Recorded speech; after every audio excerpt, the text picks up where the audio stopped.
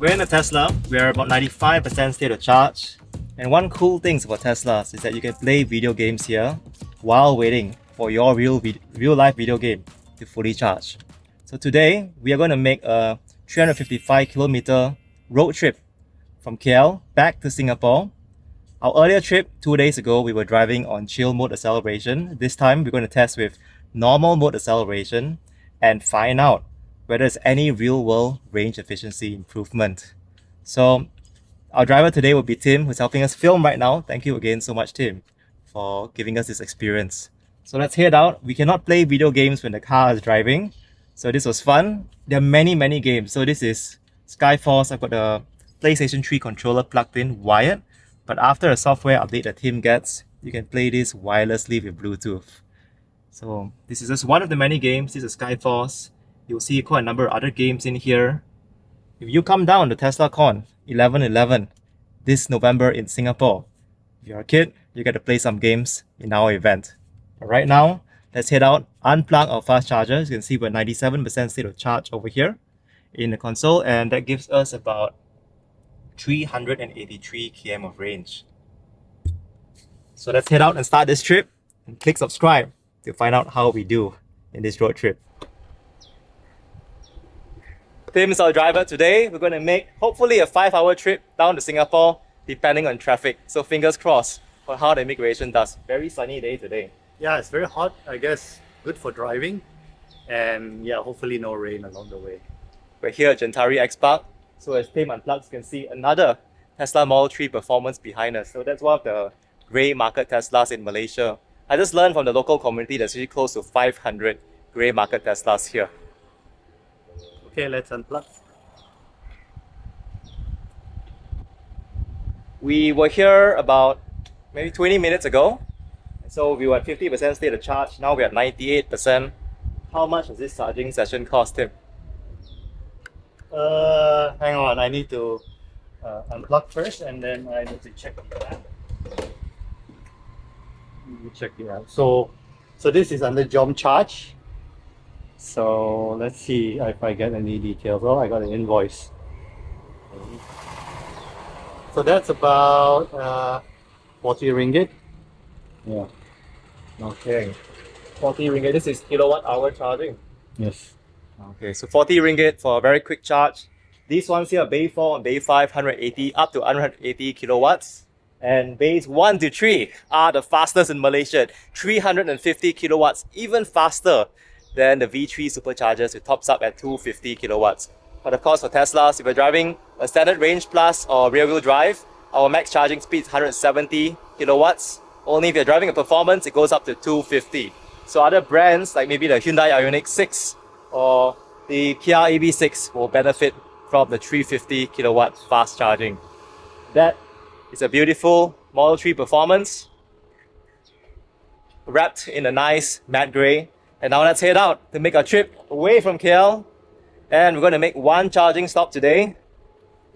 We are going to stop at the Gentari at Ayer Hitam. So this charging stop is considered not counted because we wanted to get at the full state of charge before we start our road trip. Tim, what's your pre-flight checklist to head back to Singapore? I guess let's just make sure we get to the first station. First stop, I mean, for charging. So I think it's called Petronas. I assume it's this one, but to be sure, let me double check on the plug share. Okay, Petronas Bandar Baru 86100. Yeah, close enough, I suppose. Now turn right onto Jalen SS8/5. Up to 490 kilometers. Yeah, should be this one. Okay, good to go. So the trip planner tells us that we're going to reach that charging stop at 25% state of charge, as you can see down here. The state of charge depends on our average cruising speed. The faster we go above 90 kilometers per hour, then the more quickly we deplete our battery. So EV road trips, a little bit of planning, but not that much. So we already have our charging destination ahead. So we'll see you as we hit the roads.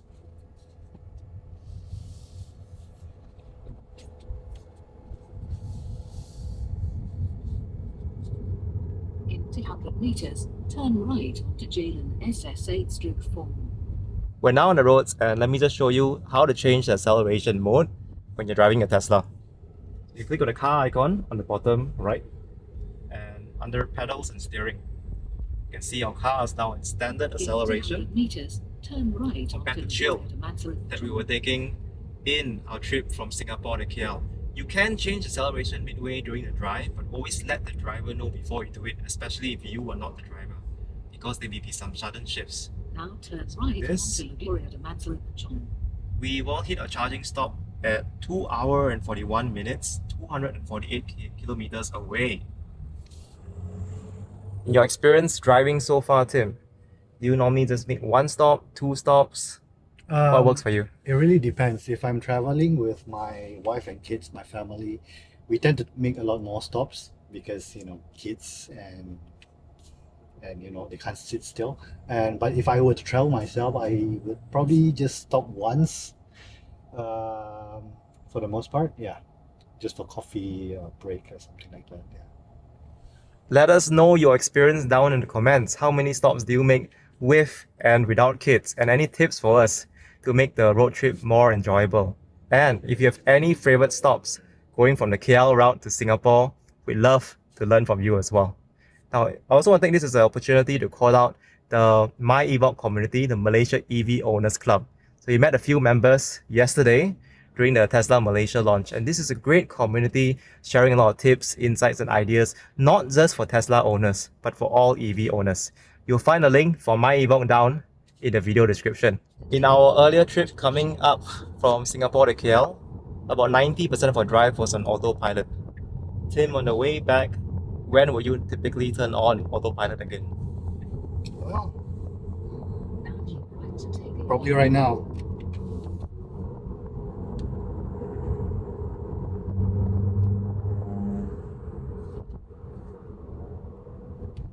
We are on the freeway. You can tell the autopilot's on by the two blue lines and the blue steering wheel in the touchscreen.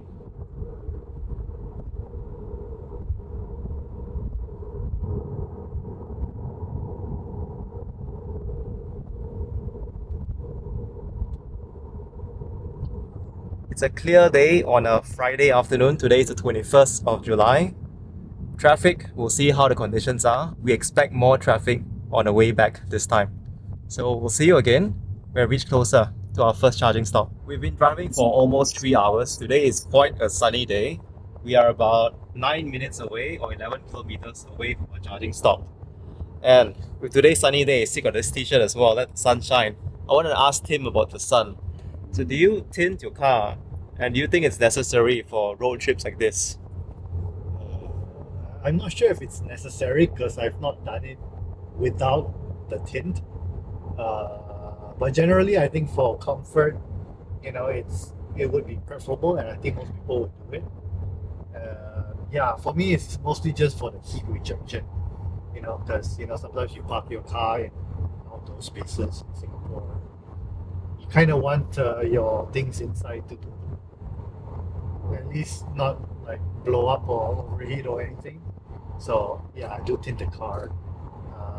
Although it's not as dark as I think some other owners that do like to tint the colors. So yeah, it's sort of just about where LTA sort of requires it to be. Yeah, actually to me, it looks pretty close to a stock Tesla. You know how people say it's a fishbowl effect? A lot of Malaysian cars, the tint so hard to see inside. So let us know your experience with tints as well. I have some friends who have 0 mods on their Tesla, and some in the US they've been using it for years. So curious to hear your experience. Autopilot is doing a good job so far this trip. We had maybe one small minor phantom braking. How's autopilot for you today? For the most part, it works. Yeah, like for the most part, it works well. Of course, sometimes you just don't really know how it behaves. Like with slight phantom braking, it wasn't a jam brake or anything. It was just like a short, like burst of braking. Yeah, other than that, it was fine. Just have to be aware of like also where cars are. I tend to watch where the wheels of cars tend to be, and if they start to cross over the lane, I might actually take over just so to prevent any phantom braking from happening. So because I'm just afraid it might break with like someone being too close behind. Yeah, especially if we've got cars behind us tailgating. Always good to be safe. So feel free to take over anytime. Again, the priority of using autopilot is still first a safe drive. It is not a contest to see how little disengagements you have. Safety and comfort is number one. So we are going to reach in 6 more minutes. We are going to reach originally when we planned the trip in KL from the Gentari Sunway X Park Serene. It mapped us to reach our destination, charging destination about 25% state of charge. But it also depends on your road conditions, driving speed, weather. Right now, we're going to reach at about 16% state of charge. You can see the signs there for a few stops. How do you find traffic today, Tim, so far on the North-South Expressway? I mean, generally it's been smooth. A lot of typically a lot of big trucks. But for the most part, it's actually quite smooth. Yeah, pretty good. Good weather as well. I agree. So far, touching wood here, you get the wood trim with the black interior. Our feng shui has been quite good in traffic, in most things. Even getting a chance to visit the Tesla Malaysia opening ceremony. So we'll come back soon as we reach our charging stop. We'll show you the charging steps for Gentari. It's basically a similar partner. Gentari is part of Petronas that allows us to do some DC fast charging before we head back to Singapore. In 300 meters, bear left onto the Hitam interchange. We're exiting the freeway to head to our charging stop. We have internet access because Tim has a MiFi dongle. As you saw in the earlier video, you can get one of these for about 80 to 100 Sing dollars. In 200 meters, turn right onto Jacob Logan.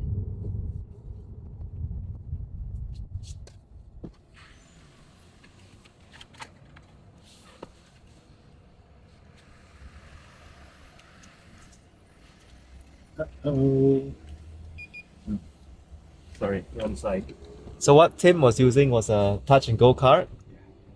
And some of our friends, they like to get the fly swatter, so you don't have to extend your hand so long. Because not all of us have long arms. Some of our friends, Singaporean friends, also got the Malaysian RFID so that you don't have to stop. For you, what was your consideration between getting or not getting RFID? Actually, I was supposed to collect the RFID, but I think you need to pick it up from the checkpoint officers or something like that, and I just didn't. I haven't really bothered to do that, so still.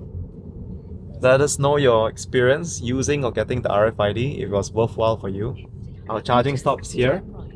That is Petronas. Gentari is a subsidiary of Petronas.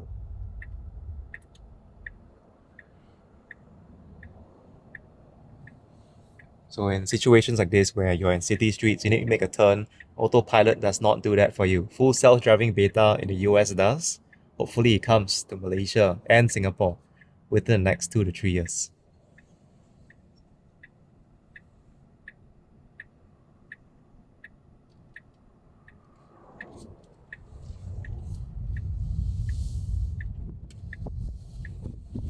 We reached our charging stop. You can see the EV chargers on our left. Now your destination is on the left.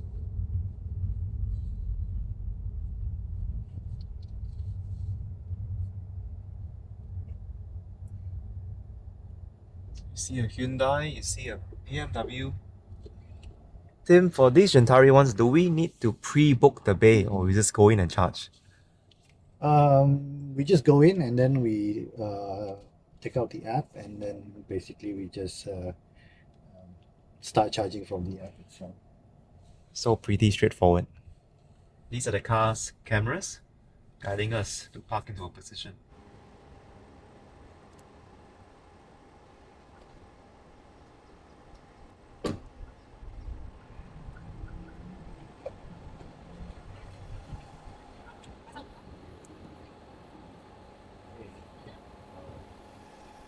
exciting.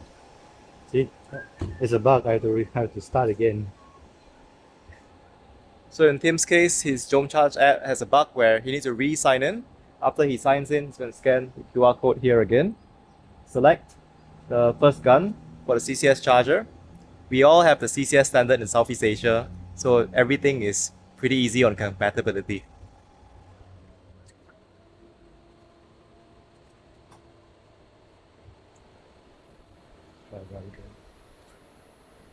Number one.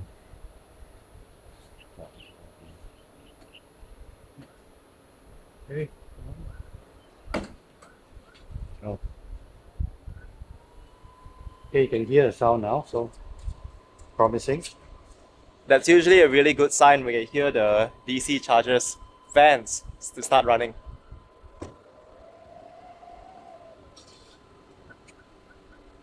Okay, looks like.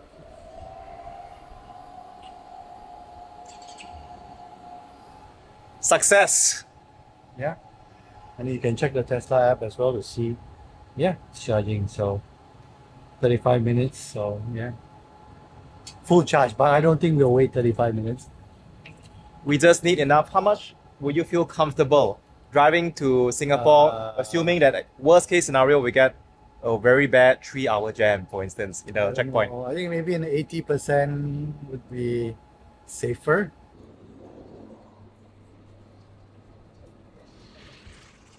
So to the far end, you can pump your tire pressure in case it gets too low. You see the washrooms all the way in the horizon. And down here, you got a Mesra convenience store.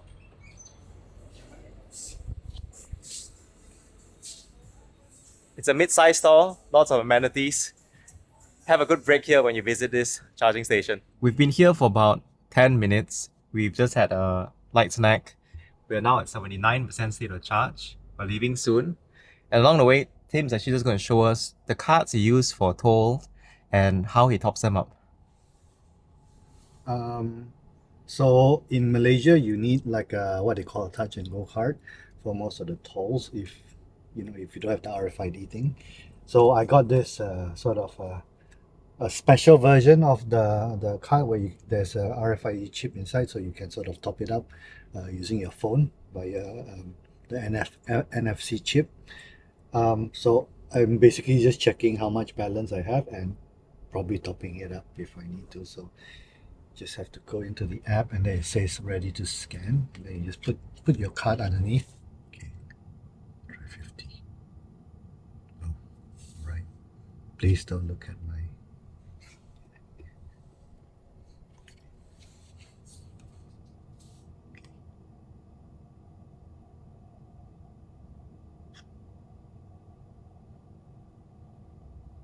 Okay, Yes, we did it! I guess that works. So now it's just to double check the balance.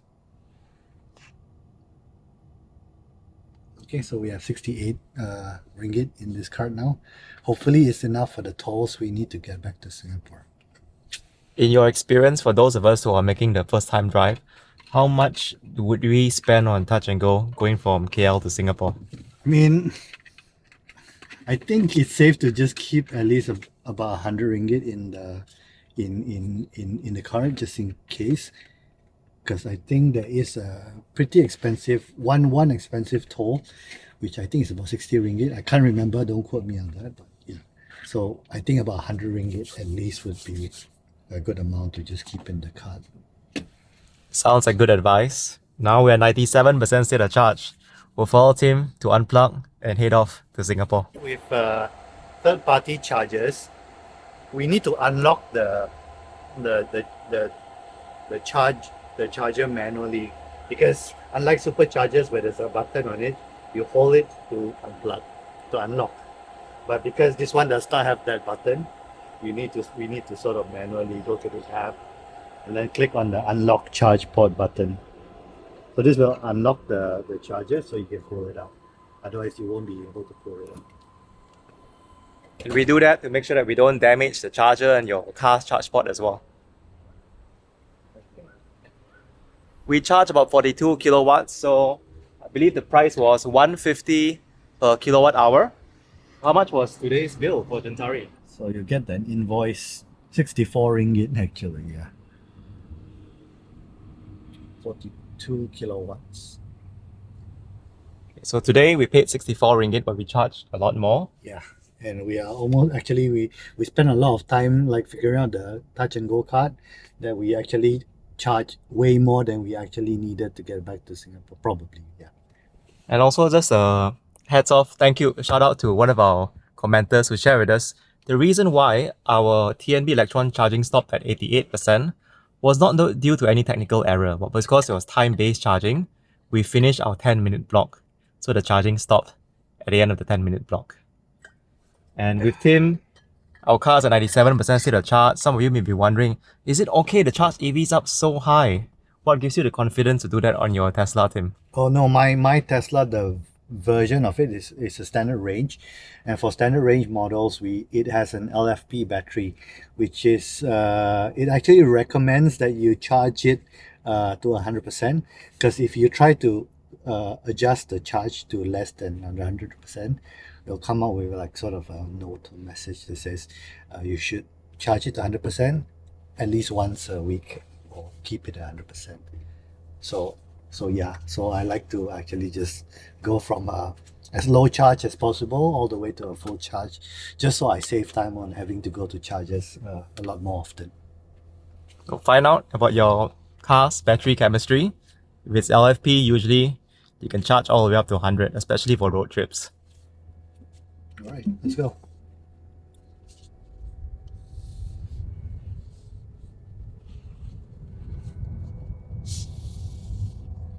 Today is just a beautiful day.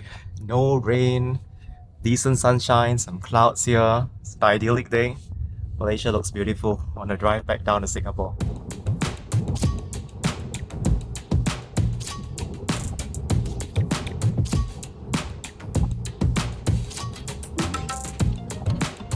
We're going to reach the Johor immigration soon, as you can see from the application on the touchscreen.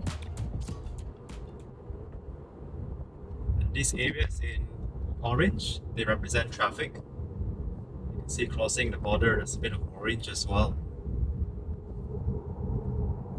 See the sign in front saying Woodlands. So there will be more traffic this time compared to our entry to Malaysia 2 days ago. You can see the line of cars. That one's going to town on the left. And we are going to immigration. It's going straight. The time now is 7:24 p.m. So it's about, we set off at 2:30. That means we've been driving for 5 hours, almost 5 hours.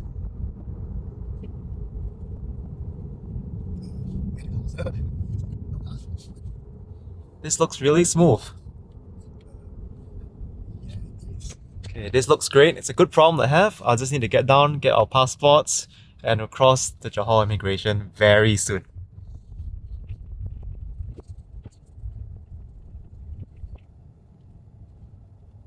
Wow, Tim, what's happening today?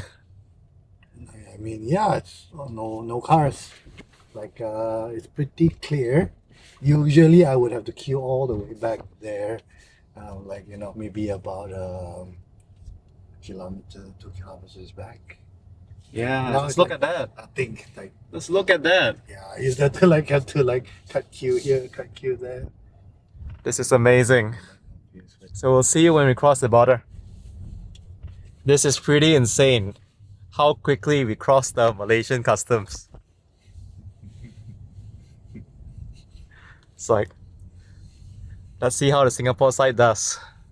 Feel like a VIP. A straight express lane. To anyone watching this, can you let us know in the comments what's going on? Wednesday was a public holiday in Malaysia. That's why immigration was quite empty. Usually Fridays, Yeah, usually. there would be some form of traffic. Look at this in front.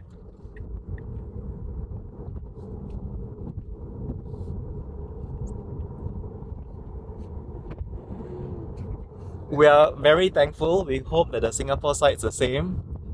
But we're just a bit confused here. Tim, what's your hypothesis? I think Thanos did his snap. Everyone disappeared.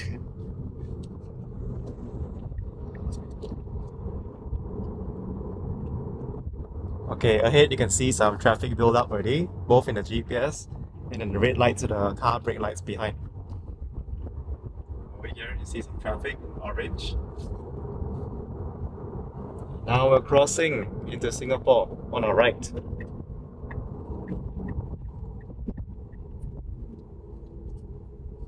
Okay, a bit of traffic, a bit of traffic. This is the other side. So.